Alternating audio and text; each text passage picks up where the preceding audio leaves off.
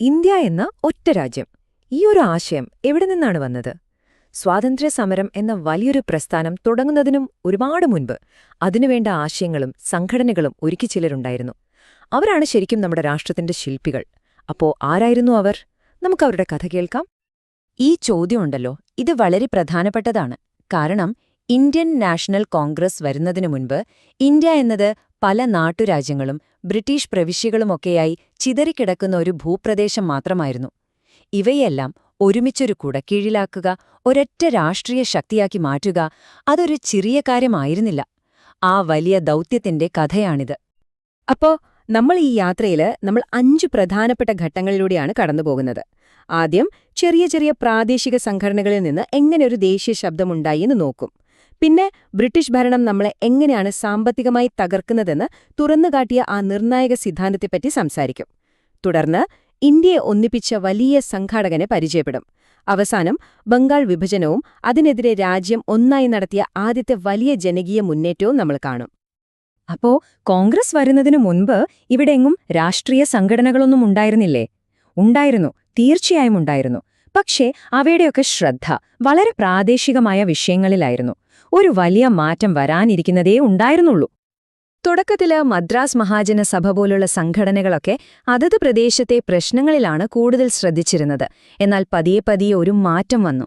Indian association പോലുള്ള പുതിയ സംഘടനകൾക്ക് ഒരു വലിയ സ്വപ്നമുണ്ടായിരുന്നു. അത് ഇന്ത്യയിലെ ജനങ്ങൾക്ക് മുഴുവനായി സംസാരിക്കാൻ പറ്റുന്ന ഒരൊറ്റ ദേശീയ വേദി ഒരുക്കുക എന്നതായിരുന്നു.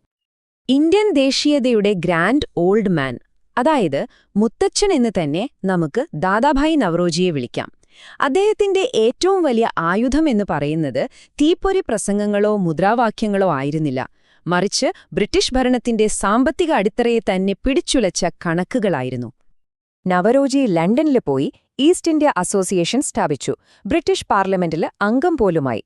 പക്ഷേ ചരിത്രം അദ്ദേഹത്തെ ഏറ്റവും കൂടുതൽ ഓർക്കുന്നത് poverty and un-British rule in India എന്ന അദ്ദേഹത്തിന്റെ പുസ്തകത്തിലൂടെ മുന്നോട്ടുവെച്ച ആ വിപ്ലവകരമായ ആശയത്തിന്റെ പേരിലാണ്. ചോർച്ചാ സിദ്ധാന്തം. എന്തായിരുന്നു ഈ ചോർച്ചാ സിദ്ധാന്തം? സംഭവം വളരെ സിമ്പിളാണ്, പക്ഷെ ഭയങ്കര പവർഫുള്ളും. ഇന്ത്യയുടെ സമ്പത്ത് ബ്രിട്ടൻ പല രീതിയിൽ ഊട്ടിക്കൊണ്ടു പോവുകയാണെന്നും അതാണ് ഇന്ത്യക്കാരെ ദരിദ്രരാക്കി മാറ്റുന്നതെന്നും നവറോജി കണക്കുകൾ വെച്ച് തെളിയിച്ചു. ബ്രിട്ടീഷ് ഭരണം ഇന്ത്യക്ക് ഒരുപാട് ഗുണങ്ങൾ ചെയ്യുന്നു എന്ന ആ വലിയ നുണയുടെ മുനയൊടിക്കാൻ ഈ ഒരൊറ്റ സിദ്ധാന്തത്തിന് കഴിഞ്ഞു. ഇത് സാധാരണക്കാർക്ക് പോലും മനസ്സിലാകുന്ന ഒരു ശക്തമായ രാഷ്ട്രീയ ആയുധമായി മാറി. നല്ല ആശയങ്ങളൊക്കെ കൊള്ളാം, പക്ഷെ അത് ജനങ്ങളിലേക്ക് എത്തിക്കണ്ടേ? അതിന് ശക്തമായ സംഘടനകൾ വേണ്ടേ? ആ ഒരു ദൗത്യം ഏറ്റെടുത്ത നേതാവായിരുന്നു സുരേന്ദ്രനാഥ് ബാനർജി. ഇന്ത്യയുടെ പല ഭാഗങ്ങളിലുള്ളവരെ ഒരുമിപ്പിക്കുന്നതിൽ അദ്ദേഹം ഒരു നിർണായക പങ്ക് വഹിച്ചു. ബാനർജിയുടെ ഇന്ത്യൻ അസോസിയേഷനും ഇന്ത്യൻ നാഷണൽ കോൺഫറൻസും വെറും സംഘടനകളായിരുന്നില്ല. അവ ശരിക്കും ഇന്ത്യൻ നാഷണൽ കോൺഗ്രസ് എന്ന വലിയ പ്രസ്ഥാനത്തിലേക്കുള്ള ചവിട്ടുപടികളായിരുന്നു. ഒടുവിൽ 1886 അദ്ദേഹത്തിന്റെ സംഘടന കോൺഗ്രസിൽ ലയിച്ചു.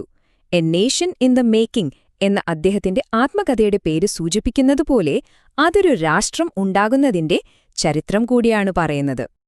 ബാനർജിയുടെ പ്രവർത്തനങ്ങളുടെ എല്ലാം കാതിൽ ഇതായിരുന്നു: ഭാഷ, മതം, പ്രദേശം, ഇതിനെല്ലാം അപ്പുറം എല്ലാ ഇന്ത്യക്കാർക്കും ഒരുമിച്ച് നിൽക്കാൻ കഴിയുന്ന ഒരു പൊതു രാഷ്ട്രീയ താൽപര്യം. ഈ ഒരു ലക്ഷ്യമാണ് പിന്നീട് ഇന്ത്യൻ നാഷണൽ കോൺഗ്രസിലൂടെ യാഥാർത്ഥ്യമായത്. ഇനി നമ്മൾ കാണാൻ പോകുന്നത് വേറൊരു തരം നേതാവിനെയാണ്. ഇന്ത്യൻ രാഷ്ട്രീയത്തിലെ മിതവാദികളുടെ നേതാവ്, നിസ്വാർത്ഥമായ രാജ്യസേവനത്തിന് ഏറ്റവും കൂടുതൽ പ്രാധാന്യം നൽകിയ വ്യക്തി, ഗോപാൽ കൃഷ്ണ ഗോഖലെ. അദ്ദേഹം പഴയ തലമുറയെയും വരാനിരിക്കുന്ന പുതിയ തലമുറയെയും തമ്മിൽ ബന്ധിപ്പിക്കുന്ന ഒരു പാലം പോലെയായിരുന്നു. ഗോഖലെയുടെ സംഭാവനകൾ ഒരുപാടുണ്ടായിരുന്നു. രാജ്യസേവനത്തിനായി ജീവിതം ഒഴിഞ്ഞുവെച്ചവരെ പരിശീലിപ്പിക്കാൻ അദ്ദേഹം സെർവൻസ് ഓഫ് ഇന്ത്യ സൊസൈറ്റി സ്ഥാപിച്ചു. 1905 കോൺഗ്രസിന്റെ പ്രസിഡന്റായി. പക്ഷേ ചരിത്രം അദ്ദേഹത്തെ ഏറ്റവും കൂടുതൽ ഓർക്കുന്നത് ഒരുപക്ഷെ മഹാത്മാഗാന്ധിയുടെ രാഷ്ട്രീയ ഗുരു എന്ന നിലയിലായിരിക്കും. ഗാന്ധിജിയെ ഇന്ത്യൻ രാഷ്ട്രീയത്തിലേക്ക് കൈപിടിച്ചു കൊണ്ടുവന്നത് ഗോഖലെയാണ്. ഇതുവരെ നമ്മൾ കണ്ട ഈ നേതാക്കന്മാരൊക്കെ ചേർന്ന് ഒരുക്കിയ ആ വലിയ വേദി, ആ വേദിയുടെ ശക്തി ശരിക്കും പരീക്ഷിക്കപ്പെട്ട ഒരു നിമിഷം വരുന്നു: ബംഗാൾ വിഭജനം. അന്നത്തെ വൈസ്രോയിയായിരുന്ന കഴ്സൺ പ്രഭുവിന്റെ നയങ്ങൾ രാജ്യവ്യാപകമായ ഒരു വലിയ പ്രക്ഷോഭത്തിന് തീ കൊളുത്തുകയായിരുന്നു. കാര്യങ്ങൾ വളരെ പെട്ടെന്നായിരുന്നു. 1904 കഴ്സന്റെ അടിച്ചമർത്തൽ നയങ്ങൾ വരുന്നു. തൊട്ടടുത്ത വർഷം 1905 ജൂലൈയിൽ ബംഗാൾ വിഭജിക്കാനുള്ള പ്രഖ്യാപനം വന്നു. അതിനെതിരെ ഓഗസ്റ്റിൽ സ്വദേശി പ്രസ്ഥാനം തുടങ്ങി. പക്ഷെ അതൊന്നും വകവയ്ക്കാതെ ഒക്ടോബറിൽ ബ്രിട്ടീഷുകാർ വിഭജനം നടപ്പിലാക്കി. അതൊരു തീപ്പൊരിയായിരുന്നു. എന്തായിരുന്നു ഈ സ്വദേശി പ്രസ്ഥാനം? പേര് കേൾക്കുമ്പോൾ തന്നെ അറിയാം, സ്വന്തം രാജ്യത്തിന്റേത്. വിദേശ സാധനങ്ങൾ, പ്രത്യേകിച്ച് ബ്രിട്ടനിൽ നിന്ന് വരുന്ന തുണിത്തരങ്ങൾ ബഹിഷ്കരിക്കുക, പകരം ഇന്ത്യയിലുണ്ടാക്കുന്ന വസ്തുക്കൾ ഉപയോഗിക്കുക.